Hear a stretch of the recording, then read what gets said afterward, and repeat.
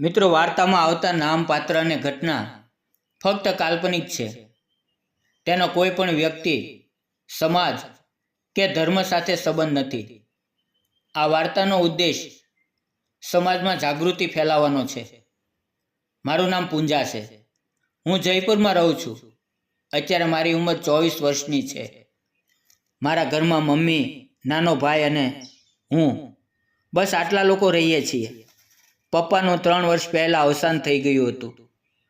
તે પછી અમારું જીવન સાવ બદલાઈ ગયું. મારા મમ્મી એક ક્લિનિકમાં નર્સ તરીકે કામ કરે છે અને હું ઘરનો ખર્ચો કાઢવામાં થોડી મદદ કરું એ માટે ઘણા સમયથી નોકરી શોધી રહી હતી. કોઈને કોઈ નવી આશા સાથે ઇન્ટરવ્યૂ આપવા જતી, પણ ક્યાંક પગાર ઓછો હોય તો ક્યાંક કામ વધુ હોય. ક્યારેક એવું લાગતું કે કદાચ મારા ભાગ્યમાં નોકરી નથી. આજે પણ કંઈક એવું જ થયું હતું. હું ઇન્ટરવ્યૂ આપીને ઘરે પાછી ફરી રહી હતી. હું સાવ થાકી ગયેલી હતી, નિરાશ થઈ ગઈ હતી. સાંજના લગભગ 6 વાગ્યા હતા અને હું બસ સ્ટોપ પર બસની રાહ જોઈ રહી હતી. વરસાદ શરૂ થવાની તૈયારીમાં હતો.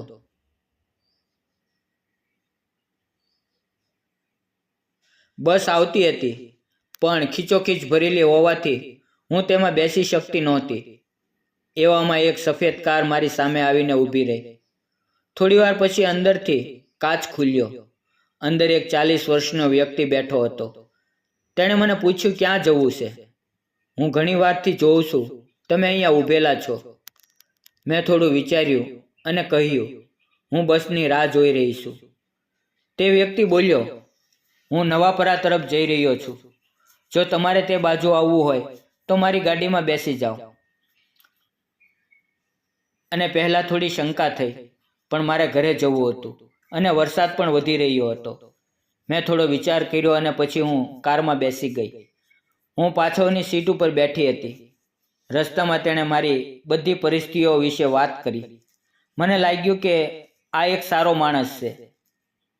તેમણે મને કાર્ડ આપ્યું અને કહ્યું કે તે એક IT કંપનીના CEO છે અને તેણે વધારામાં કહ્યું કે તમારી વાત સાંભળીને મને લાગ્યું કે તમને એક તક આપવી જોઈએ.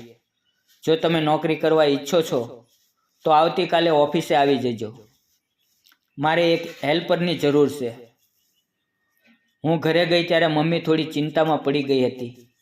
મેં તેને રસ્તામાં બનેલી તમામ ઘટનાઓ વિશે કહ્યું. ત્યારે મમ્મી કહેવા લાગી કે અજાણ્યા માણસ પર એટલો બધો ભરોસો ન કરાય. પછી મેં ભોજન લીધું અને ઇન્ટરનેટ પર તપાસ કરી તો ખરેખર તે કંપની સારી હતી. એટલે મેં ત્યાં જવાનું નક્કી કર્યું. હું બીજે દિવસે સરસ રીતે તૈયાર થઈને ત્યાં ગઈ. હું તેમને મળી, પણ આજથી મારી સાથે વાત કરી અને કહ્યું કે નોકરી પાકી કરતાં પહેલાં તમારે 1 મહિનો ઇન્ટર્નશિપ કરવી પડશે. મેં તેની વાત ખુશીથી માની લીધી. 1 મહિનાની અંદર મેં ઘણી બધી વસ્તુઓ શીખી લીધી. મારા કામની સરાહના કરતાં નોકરી આપી દીધી. પગાર પણ સારો વધારે આપ્યો. હું ખૂબ જ ખુશ હતી. પરંતુ એક દિવસ ઓફિસની અંજલિ નામની છોકરીએ કહ્યું કે પૂંજા, તું નવી છે, પણ ચેતીને રહેજે. પહેલાં પણ આવી છોકરીઓને લાવ્યા છે અને પછી થોડા દિવસોમાં તેને કામ ઉપરથી કાઢી નાખે છે. તેની વાત સાંભળીને હું આશ્ચર્યચકિત થઈ ગઈ. મને વિશ્વાસ નહોતો આવતો કે રાજ સર મારી સાથે કદી પણ વાંધાજનક વર્તન કર્યું નહોતું.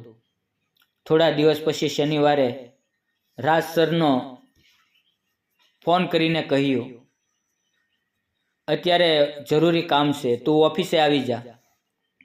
હું તૈયાર થઈ ગઈ. વરસાદ હતો એટલે હું ભીંજાઈ ગઈ હતી. ઓફિસે પહોંચી ત્યારે મને ફાઇલ તૈયાર કરવા માટે બોલાવી. કામ કરતી વખતે તેણે એક ક્ષણ માટે એવો વ્યવહાર કર્યો જે મને અસ્વસ્થ લાગ્યો.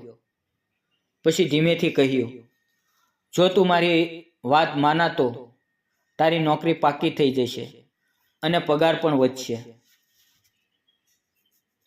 હું એકદમ ચોંકી ગઈ. મારા માથે મમ્મી અને ભાઈની જવાબદારી યાદ આવી, પણ સાથે મારું આત્મસન્માન પણ.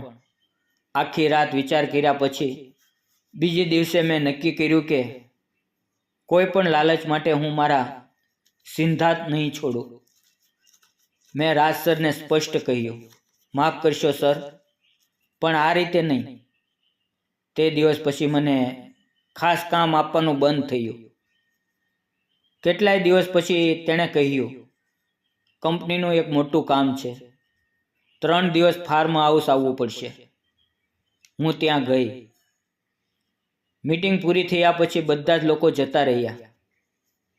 રાજ સરે મને કહ્યું, આગળના 2 દિવસ તું રાકેશજીની મદદ કરજે. થોડા સમય પછી રાકેશજીનો વ્યવહાર પણ અયોગ્ય બનવા લાગ્યો. હું અસ્વસ્થ થઈ ગઈ. તે સમયે અચાનક રામુ નામનો એક છોકરો જે ત્યાં કામ કરતો હતો અંદર આવ્યો અને વચ્ચે પડીને મને બચાવી. પછી રામુ મને ઘર સુધી મૂકી ગયો. તેણે રસ્તામાં મને કહ્યું કે મેડમ, હું પહેલેથી જાણતો હતો, પણ તમને કહેવામાં હું ડરતો હતો, પણ આજે મારાથી સહન ન થયું. ઘરે પહોંચતાની સાથે જ હું મમ્મીને જોઈને રડવા લાગી. મેં બધી જાતનો વાત મમ્મીને કહી. જ્યારે મમ્મીએ મને શાંત કરતા કહ્યું, દીકરી, મોકો મળવો એ ઠીક છે, પણ આજકાલ પૈસાથી મોટું આપણું આત્મસન્માન છે. મેં તરત જ સરને ફોન કર્યો અને તેને કહ્યું કે તમને શરમ નથી આવતી? જ્યારે હું બીજે દિવસે ઓફિસે ગઈ તો મને જાણવામાં આવ્યું કે રામુએ ગઈકાલની ઘટના વિશે પોલીસને જાણ કરી હતી અને પછી રાત્રે સરની ધરપકડ થઈ હતી. કંપનીમાંથી ઘણા બધા લોકો છૂટા થઈ ગયા હતા. આજે હું એક નાની એવી કંપનીમાં કામ કરું છું. તેના લોકો મને બહેન સમજે છે.